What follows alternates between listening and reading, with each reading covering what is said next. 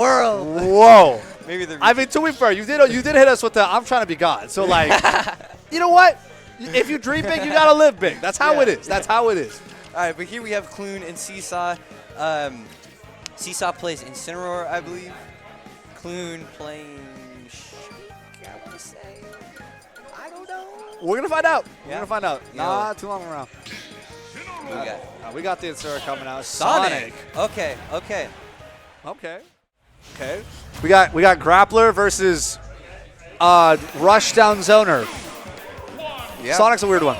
But yeah, basically Sonic's going to keep you out, and it sort of has to find a way in to actually stay in and hit people, but it's going to be hard. This is a very interesting matchup because we got the fastest character in the game against one of the slowest. But sometimes it's all Incineroar needs is just 1 or 2 hits, especially with revenge stacks. So Sonic's going to have to be super careful on what they're throwing out. It's going to be very crucial that Seesaw recognizes where Clune is trying to be so he can just lock that down. Because I think that's the only way you can win in this matchup, I feel. Yeah, Seesaw is struggling to find a way in right now. Clune is just like, yeah, I'm sitting in the corner. I will charge any variation of spin dash I have. Oh my god. Okay, a lowland whip. Go for it. That's that top player adaptation, though. You know. You see it enough times, you could go wrong. Oh! What an F smash. Man, cute Sonic forward smash range memes right there. He was charging up that Looney Tunes punch like right there, dude. Yeah, dude. That, Tom and Jerry pulling up. That one-piece punch. Fluffy, like. You already know. You already know. All right, yeah, we're sitting with spin dash. Again, how are you going to challenge that, especially as Incineroar? Oh, my goodness. It is going to be a struggle. This is really like rolling up the hill with the rock right now. Like, this is like, you got to imagine he's happy, but like, oh, man. You know, Incineroar has been kind of making a comeback in the meta a little bit. And he's kind of climbed up the tier list a little bit from like low tier to like upper mid tier. Yeah. But it's a big jump. It's matchups like these that still keep him down there. Yeah. But here we are, 2 stocks apiece, only 50% behind. Sometimes you're not gate kept by character, or sorry, sometimes not gate kept by player. You're gate kept by character, and it happens. It happens. But yeah, now we're even on stocks here. It's only about 50 or 60% behind, which realistically for Incineroar is only, again, 1 or 2 hits. But, I mean, Clune's doing a good job at keeping, racking it up. Okay, there's a forward smash. Try to punish that spot dodge with the darkest layer, but it's not going to be enough. Catching the jump with the back air. Still recover from here. Okay. Yeah. The fact that can 2-frame is so insane. Yeah, it's pretty brutal. Lowland Whip's going to whiff. Yeah, and the panic spot dodge. Clips by the back air. Not enough to take it, but character's close. just so thick, too, You're going to get clipped by a lot of stuff. Especially with all the active hitboxes Sonic has to throw out. Like, but he survives a back air from Sonic at 160. It is a little stale at this point, but, it's going to keep you in the game, and that's what you really need right now. Oh, my goodness. The homing attack just barely whiffed. And I'm getting at this because I'm curious to see if Seesaw can make this work. Because, me as someone who does not play Incineroar, this seems like an impossible matchup, but I'm curious to see how Seesaw is looking at this match right now. I'm seeing a lot of patience on trying to catch habits, but when Clune is just like, oh, let me go in and then out, right? Not giving you that space that you want, that time. Or that time. Yeah. Then it became so much harder for Seesaw. Because that's where we saw that raw Lowland Whip in that first stock, right? Like, that was when Seesaw had a little bit of time to think about what's happening. Now, and that was like, not getting it. That was so good of him. He recognized, okay, he's just charging this. I can go in there and do that. But we have not seen that again yet. So I wonder if he won't be able to get away with it. Yeah, I think it is an active adaptation about like how long Clune is willing to charge and where you kind of intersect on your momentum both ways. And so now that Clune's a lot more willing to release it earlier, I think there's a little more fear from Seesaw coming out to start the Lowland Whip constantly. There it is, though. Such a good move. It's not crazy punishable either if you do it at the right times. So that's going to be huge in this set. Nice. This is back air. What's the last track going to be? Run up, try to catch that jump. Just a little late. Nice. We got a homing tag. Yeah, Seesaw has been playing, relatively consistently this last stock.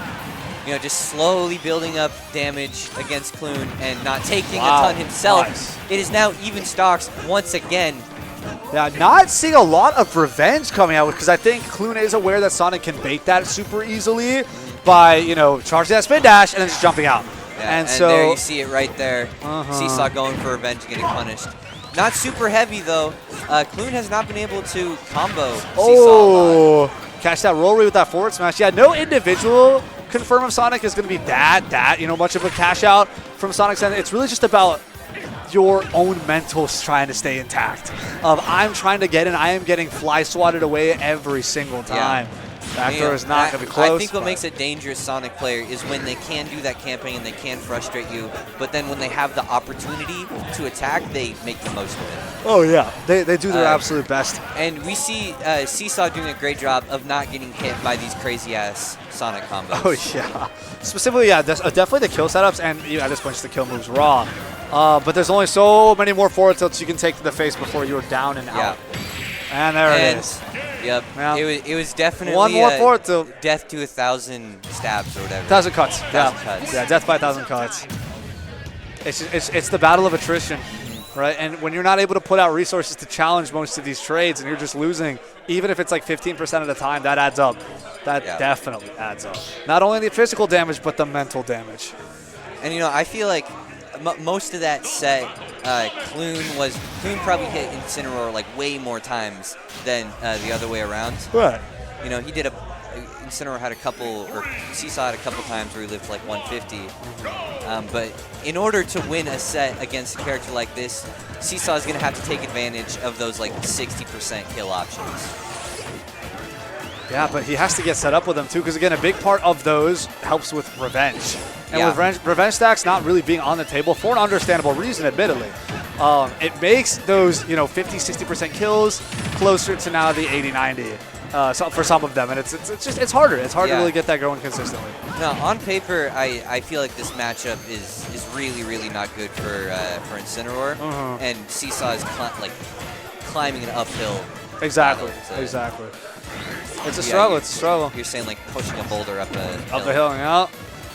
And and that strikes an interesting conversation about like necessary secondaries in the meta, and whether that's going to be necessary if you want to compete at this level. Right. And people obviously talk about like, well, how well-rounded is the individual character you pick? We're going to talk about Incineroar on the tier list being upper mid tier, but of course held back by some of these very polarizing matchups. So now it's like, do I pick up two upper mid tiers that complement each other very well? Nice. There is a Darkest Lair that actually puts Seesaw in the lead here, which is pretty uncommon throughout most of the set. Yeah, I mean, as we were talking about whether or not Seesaw needs a secondary, he is taking the lead in this game, and we'll see how much he can make of this stock. Trying to let his Heart of Fire come out and say, Incineroar is my goat, he's my boy, and I'm pulling through till the end of time. Yeah, and you know what? That is super respectable. Oh, hell yeah. Just the mentality it takes to stick with a character like this is incredible. Character loyalists are real ones. They're literally real ones. Like, you got to roll with it. Yep, 64% lead here for Seesaw. This is looking pretty good. Clune's going to have to take a bit. Oh, no. Big combo there, 40%. Good combo breaker there from the Nair from Seesaw. Otherwise, that could have been up to 60. I mean, we're pretty much there anyway. Okay, nice. Right, the spot dodge into Darkest Lair is super nice to cover both sides. Seesaw is catching on to what Clune wants to do in these scramble situations, which is very good. You can see that with that spot dodge there. Now we're back to whiffing aerials on shield and then running around, waiting for something to happen.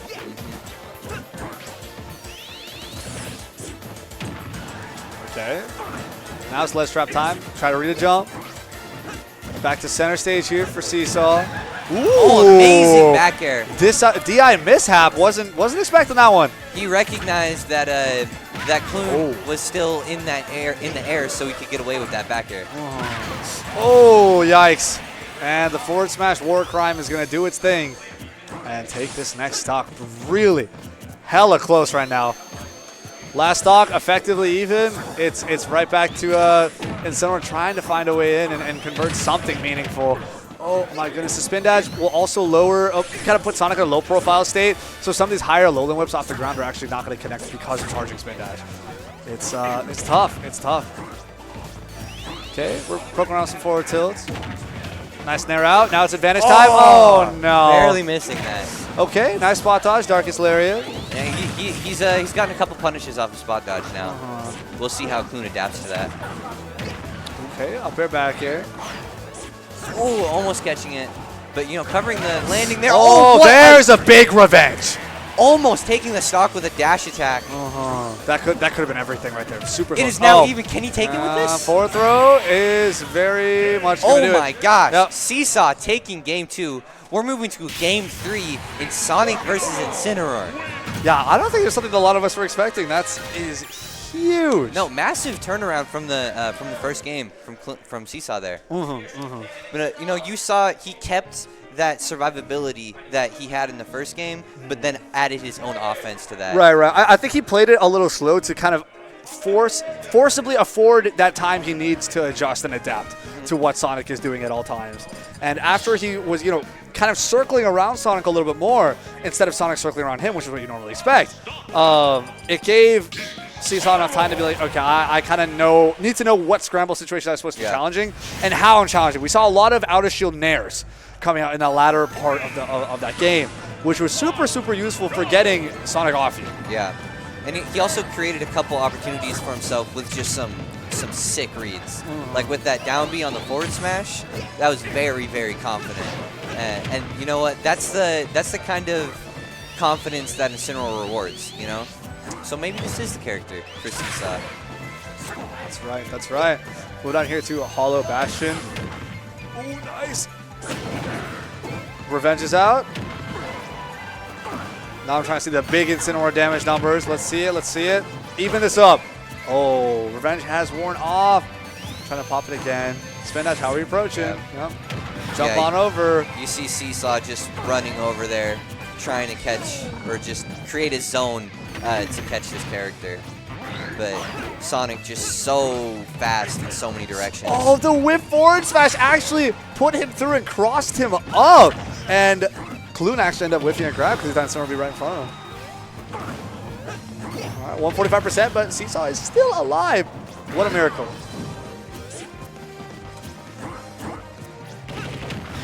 Caught by the falling. Nice little forward there.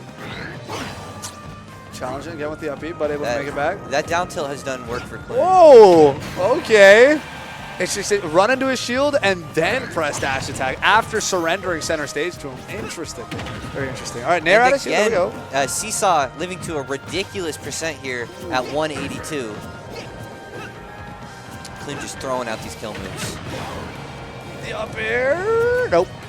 196%. Rolling through. We're rolling around at the speed of sound. Oh. Okay.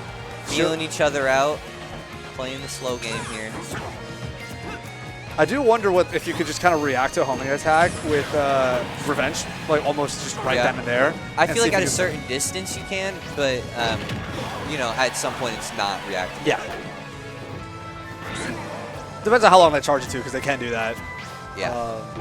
Okay, jump right behind Darkest Lariat. 214%. When is this Incineroar going to go down? Seesaw is fighting for his life right now. But, you know, Clune doing a great job of not getting hit in the first That's going to place. do it. Yeah. That back air chucking him all the way to the blast zone. Yes, sir. Back throw is going to do it. I was actually hoping to see if Seesaw could land the throw first. And if to see the fourth throw would do it. Darkest Lariat is still not enough. Right to the corner of the blast zone there. Oh, try to use that forward tilt tipper. See if you can catch a landing. Nair out. Okay, play it safe. Yeah, the Nair has been super, super huge on these scramble situations up close. It helps you pop an answer, try to push advantage, and disengage all in one. Boom. Nice. Follow up with that after that Nair with the fair. There's Close a it out. certain percent where it's like, all right, you have to not get hit at all by Incineroar in order to hold on to the stock. Otherwise, it is over. Wow, he actually challenged the spin dash with the Nair, and they traded. All right, 2 stocks to 2. This is a close set here. Oh, no, dude. Really no. unfortunate. What a heartbreaker. You hate to see it. Every time, everywhere, any day. You don't want to see that. You don't want to see that. Just got to Incineroar walk that thing off, you know? Yeah. As best you can on your last stock in the last game, qualifying for top 8 winner's side. It's a lot of pressure riding on here. Oh, great double jump back air. How's he going to cover this landing? Up air into Nair. Air dodges through. That's beautiful.